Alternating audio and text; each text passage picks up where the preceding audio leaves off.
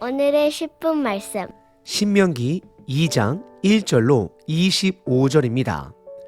신명기서는 광야 다음 세대, 차세대를 향한 말씀인 것을 기억하셔야 합니다. 신명기서가 기록되었을 때쯤은 이미 1세대 광야 사람들은 다 죽은 상태이고 여호수아와 갈렙을 중심으로 약속의 땅에 들어가는 2세들을 향한 모세의 유언과 같은 말씀입니다.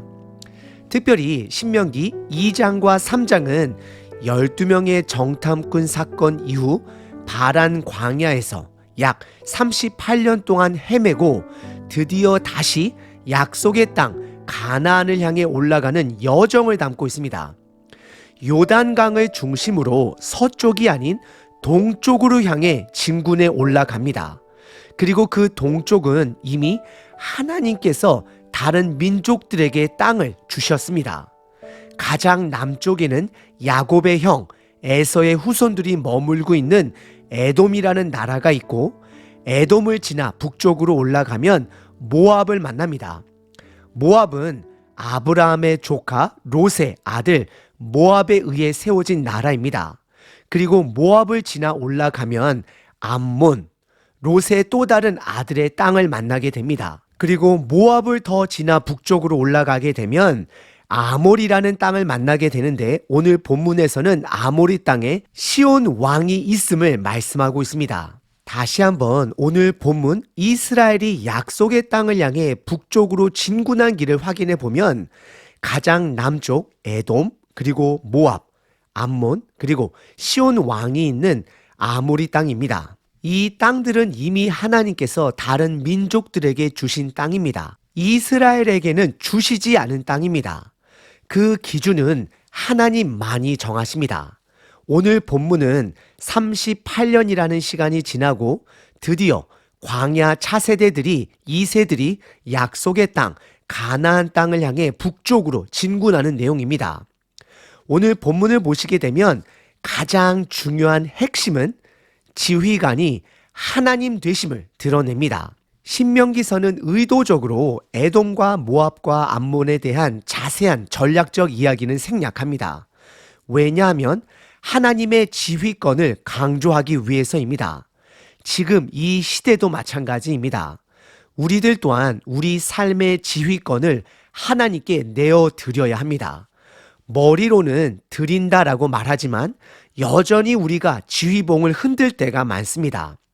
우리가 우리 삶의 지휘봉을 하나님께 내어드릴 때에, 그리고 그분의 지휘에 순종할 때에 비로소 우리 삶에서 승리를 할 수 있게 되는 것입니다. 오늘 본문을 통해 우리 가정의 지휘권과 우리 교회의 지휘권을 예수님께 온전히 드리시는 저와 여러분 되시길 바랍니다.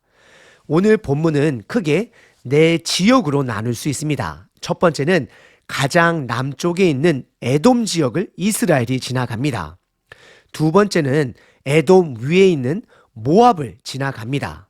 그리고 세 번째는 암몬을 지나갑니다. 그리고 마지막 네 번째는 암몬보다 더 위쪽에 있는 아모리 땅, 시온 왕의 땅을 지나가게 됩니다. 첫 번째 부분은 에돔 땅을 지나가게 하십니다. 1절부터 7절입니다. 우리가 방향을 돌려 여호와께서 내게 명령하신 대로 홍해길로 광야에 들어가서 여러 날 동안 세일산을 두루 다녔더니 2절 여호와께서 내게 말씀하여 이르시되 3절 너희가 이 산을 두루 다닌 지 오래니 돌이켜 북으로 나아가라. 4절 너는 또 백성에게 명령하여 이르기를 너희는 세일에 거주하는 너희 동족 에서의 자손이 사는 지역으로 지날진대 그들이 너희를 두려워하리니 너희는 스스로 깊이 삼가고 5절 그들과 다투지 말라.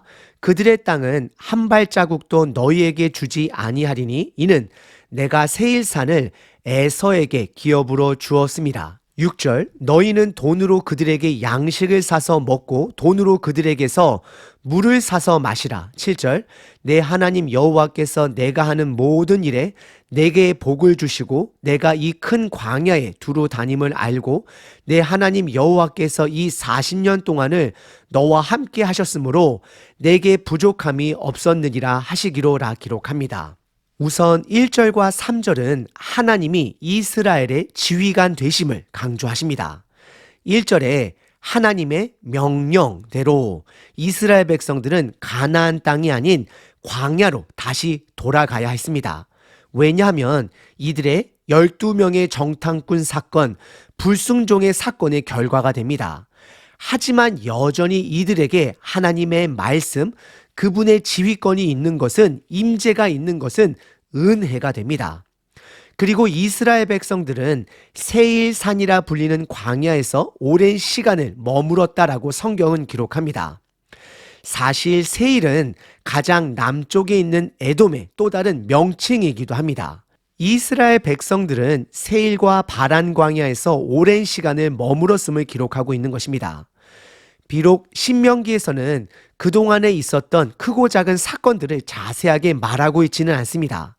예를 들어 대제사장 아론도 이미 죽은 상태이고 여성 리더 미리암도 이미 죽은 상태입니다. 어찌 보면 1세대 리더는 모세만 남아있을 뿐 모두가 다 죽었다라고 말할 수 있습니다. 그리고 2절에 보시면 하나님의 말씀대로, 그리고 3절에 북으로 나아가라는 명령을 받게 됩니다.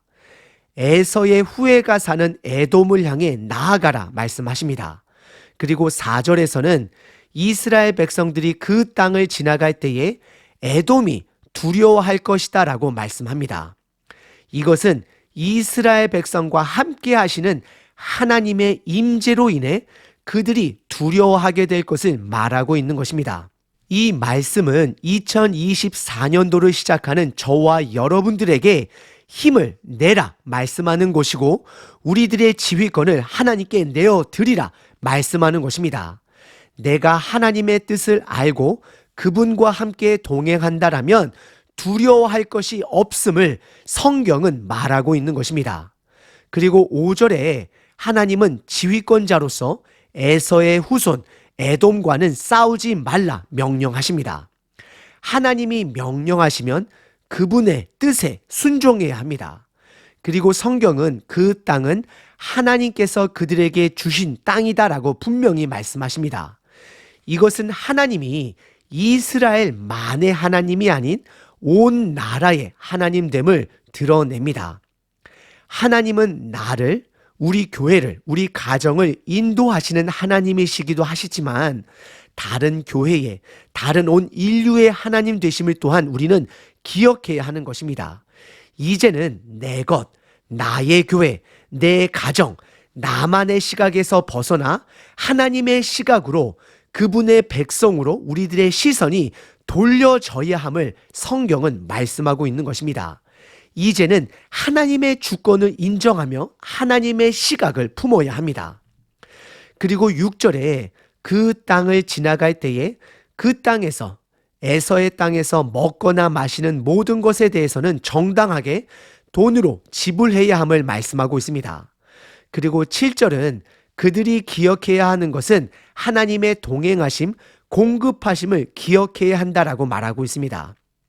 민수기 20장에 보시면 에돔은 이스라엘이 그 땅 지나가는 것을 허락하지 않습니다. 그래서 결국 이스라엘은 옆으로 돌아가야만 했습니다. 신명기서가 강조하고 있는 것은 하나님의 지휘권입니다. 그분의 지휘권에 순종하는 것이 생명이 되는 것이고 복이 되는 것입니다. 특별히 7절 끝부분에 하나님이 함께 하셨으므로 내게 부족함이 없었느니라 하시기로 라는 이 말씀을 기억하셔야 합니다. 오늘 본문의 첫 번째 부분은 에돔 땅을 지나가게 하시는 하나님 되십니다. 두 번째 부분은 에돔 땅을 지나 모압을 지나가게 하시는 하나님이십니다. 8절서부터 15절입니다. 우리가 세일산에 거주하는 우리 동족 에서의 자손을 떠나서 아라바를 지나며 엘락과 에시온 게벨 곁으로 지나 행진하고 돌이켜 모압 광야길로 지날 때에 9절 여호와께서 내게 이르시되 모압을 괴롭히지 말라, 그와 싸우지도 말라. 그 땅을 내가 내게 기업으로 주지 아니하리니 이는 내가 롯 자손에게 아르를 기업으로 주었습니다.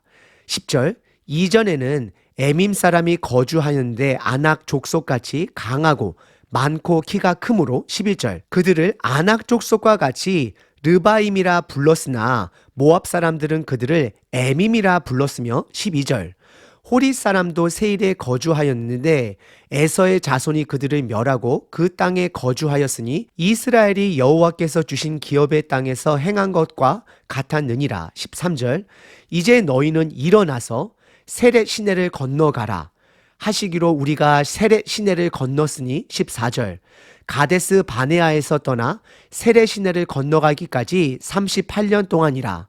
이 때에는 그 시대의 모든 군인들이 여호와께서 그들에게 맹하신 대로 진영 중에서 다 멸망하였나니 15절 여호와께서 손으로 그들을 치사 진영 중에서 멸하신 고로 마침내는 다 멸망되었느니라 라고 말씀하십니다.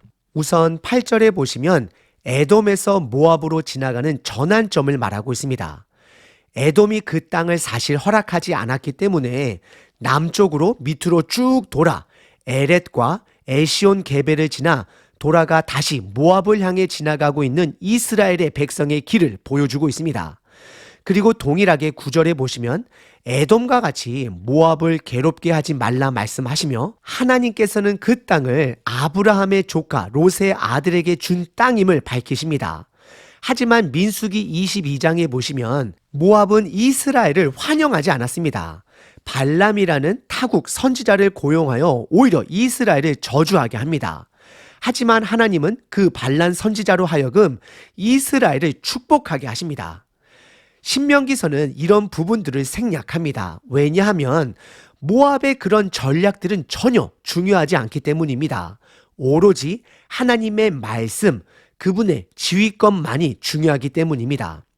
그리고 10절부터는 에서의 후손들이 그리고 롯의 아들 모압이 어떻게 그 땅을 차지하게 되었는지를 설명합니다.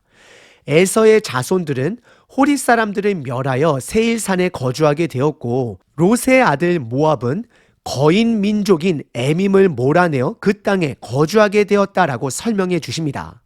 그리고 13절에 이스라엘 백성은 에돔과 모압의 경계선인 세렛 시내를 건넜다라고 기록을 합니다.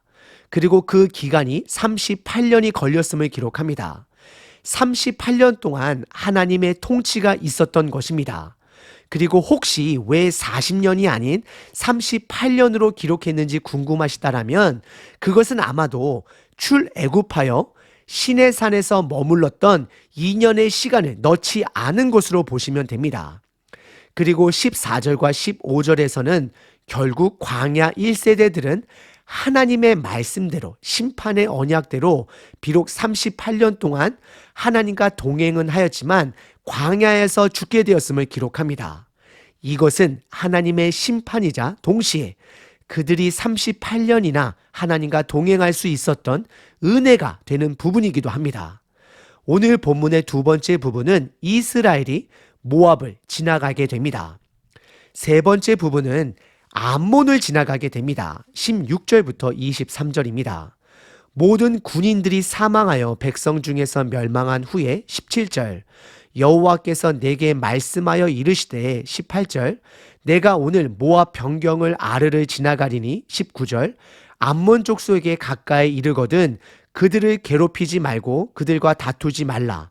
암몬 족속의 땅은 내가 내게 기업으로 주지 아니하리니 이는 내가 그것을 룻 자손에게 기업으로 주었음이라. 20절 이곳도 르바임의 땅이라 하였나니 전에 르바임이 거기 거주하였음이요 암몬 족속은 그들을 삼순밈이라 일컬었음이며 21절 그 백성은 아낙 족속과 같이 강하고 많고 키가 컸으나 여호와께서 암몬 족속 앞에서 그들을 멸하셨으므로 암몬 족속이 대신하여 그 땅에 거주하였으니 22절 마치 세일에 거주한 에서 자손 앞에 호리 사람을 멸하심과 같으니 그들이 호리 사람을 쫓아내고 대신하여 오늘까지 거기에 거주하였으며 23절 또 갑돌에서 나온 갑돌 사람이 가사까지 각 촌에 거주하는 아위 사람을 멸하고 그들을 대신하여 거기에 거주하였느니라.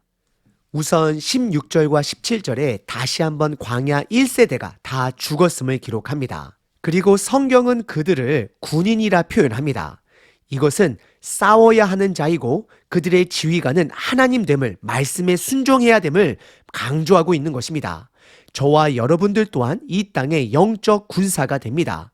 하나님 말씀에 전적인 순종이 있어야 합니다. 그리고 19절에 동일하게 암몬과도 전쟁을 하지 말 것을 말씀하십니다. 그리고 20절부터 23절까지 하나님께서 암몬 땅을 그들에게 주셨음을 설명하시며 여호와 하나님은 이스라엘만의 하나님이 아닌 만군의 하나님 되심을 또한 강조하십니다. 오늘 본문의 세 번째 부분은 암몬을 지나가게 하십니다. 네 번째 부분은 시온 땅을 차지하라 말씀하십니다. 참고로 시온은 왕의 이름입니다. 그는 아모리인의 왕이 되는데 아모리 지역은 모압 쪽보다 북쪽에 위치해 있습니다. 24절과 25절입니다. 너희는 일어나 행진하여 아르논 골짜기를 건너라. 내가 헤스본 왕 아모리 사람 시온과 그 땅을 내 손에 넘겼은즉 이제 더불어 싸워서 그 땅을 차지하라. 25절 오늘부터 내가 천하 만민이 너를 두려워하며 너를 두려워하게 하리니 그들이 내 명성을 듣고 떨며 너로 말미암아 근심하리라 하셨느니라 라고 말씀하십니다. 아모리 지역은 가나안 땅에 들어가는 길목에 있는 나라로 먼저는 전쟁 없이 지나가려 했습니다.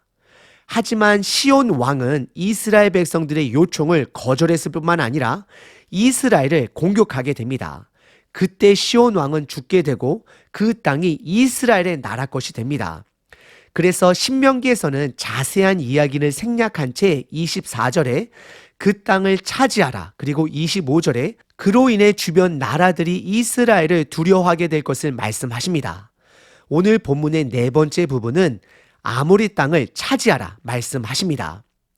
오늘 본문은 어찌 보면 창세기 12장 아브라함의 언약에 뿌리를 두고 있다 생각이 듭니다. 하나님은 아브라함에게 언약하셨습니다. 그로 하여금 큰 민족을 이루게 할 것이고 그에게 복을 주어 그를 축복하는 자에게는 복을 저주하는 자에게는 저주하시겠다라고 말씀하십니다. 오늘 본문은 이 부분을 잘 드러내고 있습니다. 예수님은 그 아브라함의 축복을 온전히 완성하신 분 되십니다. 예수님은 여전히 마태복음에 저와 여러분들에게 사명을 주십니다. 가라 말씀하시고 제자를 만들라 말씀하시고 세례를 주라 침례를 주라 말씀하시고 끝까지 가르쳐 지키게 하라 말씀하고 계십니다. 그것이 하나님 나라가 확장하는 부분이 되는 것입니다.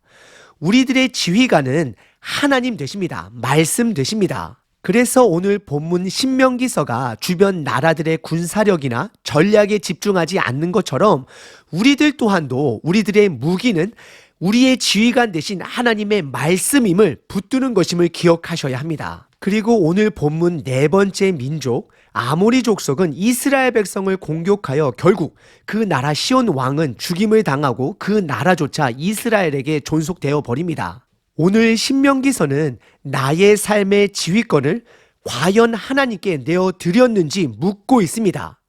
혹시 아직도 주저하고 계시고 있지는 않으신지요? 지휘권을 하나님께 드린 삶의 특징은 크게 세 가지입니다. 첫 번째, 기준은 오로지 성경 말씀이 됨을 인정합니다. 오늘 본문에 보시면 점령해야 될 땅과 점령하지 말아야 할 땅의 기준은 하나님의 말씀이 됨을 볼 수 있습니다. 오로지 우리 삶의 기준은 말씀됩니다. 두 번째, 더 많은 땅을 가지려 할 필요가 없습니다. 나에게 맡겨주신 분량을 인정하고 그것에 최선을 다해야 합니다. 세 번째, 하나님이 나를 대신하여 싸워주심을 기억하셔야 합니다. 그래서 이제는 보복, 걱정, 근심이 아닌 평안함으로 하루하루를 하나님의 자녀답게 살아가셔야 합니다. 오늘 하루 우리 삶의 그 큰 부담감을 지휘권을 온전히 하나님께 내어 맡기심으로 말씀 안에 자유함을 얻으시는 저와 여러분 되시길 바랍니다. 365일 기도문입니다. 야고보서 1장 인내를 온전히 이루라. 이는 너희로 온전하고 구비하여 조금도 부족함이 없게 하려 함이라. 인내의 하나님 아버지 하나님의 사랑을 신뢰합니다. 오늘도 그 하나님의 사랑을 힘입어 하루를 시작합니다. 하나님께서는 나의 힘의 근원 되심을 고백합니다. 오늘도 나의 삶의 지휘권을 하나님께 내어 맡김으로 인내하며 감사하며 하루를 살아내겠습니다. 나의 인내함은 고통을 목적으로 하는 것이 아님을 고백합니다. 오늘 나로 더 온전하게 만드시려는 하나님의 계획에 있음을 고백합니다. 나의 인내가 하나님의 모습을 닮아가는 과정임을 믿습니다. 나의 당하는 테스트로 인하여 기뻐하고 감사하겠습니다. 나의 믿음의 시련이 인내를 만들어낼 것을 믿습니다. 인내할 수 있는 마음의 강함과 공동체를, 가족을 허락하여 주소서. 나의 주 예수 그리스도의 이름으로 기도합니다. 아멘. 항상 기뻐하라. 쉬지 말고 기도하라. 범사에 감사하라.